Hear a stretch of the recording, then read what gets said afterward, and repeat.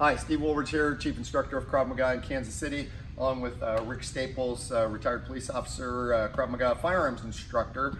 We were just talking about an incident that just happened down in Tallahassee this morning, knifing, I believe, six people stabbed, and the speed, the level of attack, the ferocity, and the danger that an edge weapon represents or presents is spooky, and I think it's extremely underestimated. Everybody has a lot of focus on firearms.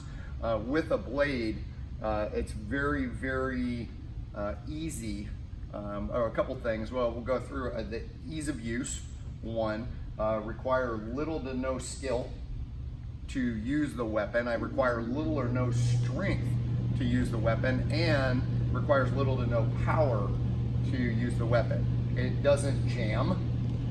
You don't need to reload it. There's a lot of things that it's the ease of use with this thing. A lot of people ask me, they say, Steve, would you rather deal with someone with a handgun or would you rather deal with someone with a knife? I say definitely with a handgun. One, someone has to know how to load it properly.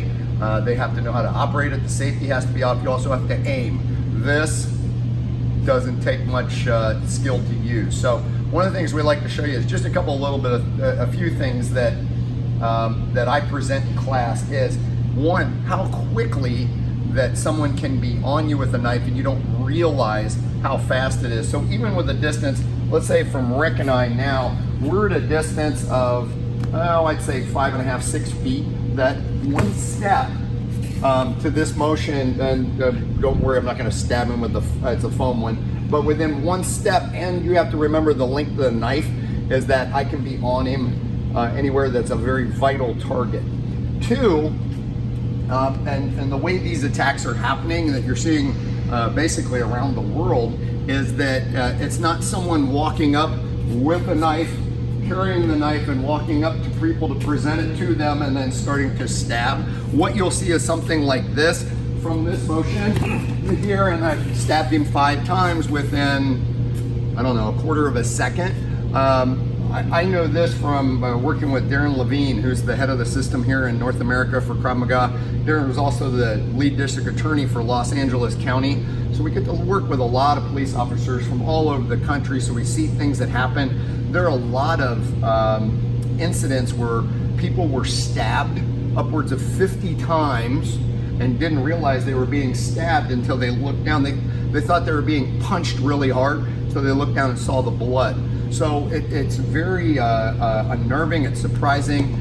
When you get stabbed, I know I've been cut, stabbed, that the nervous system, when you first get it, you feel that it happens, but there's not pain for a little bit because the nerves are shutting down to protect you, and it's how to recover from there.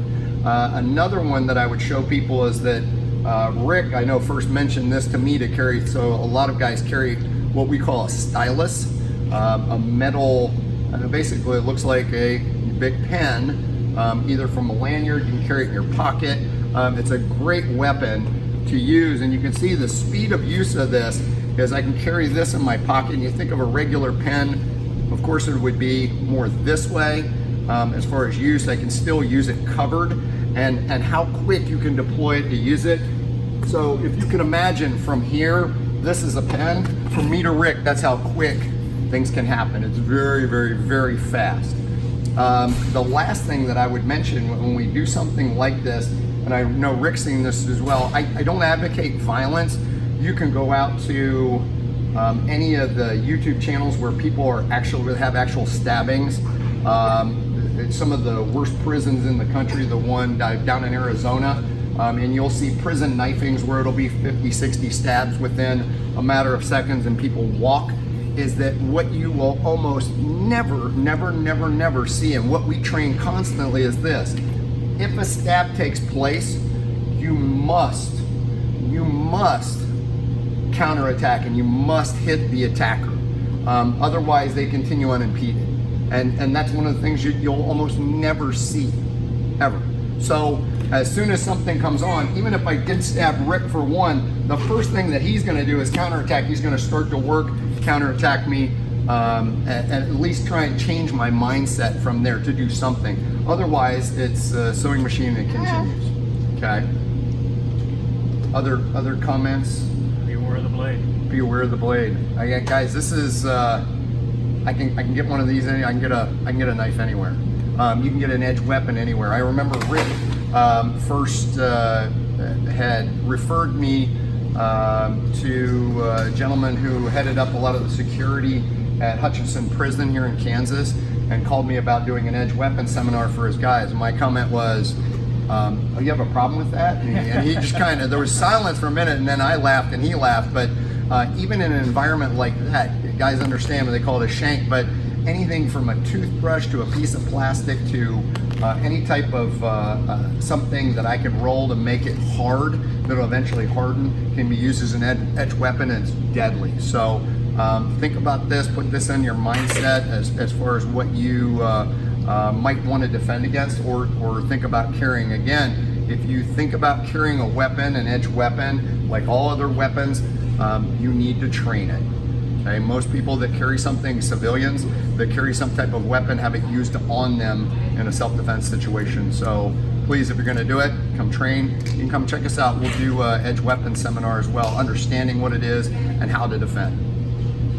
Thanks, guys.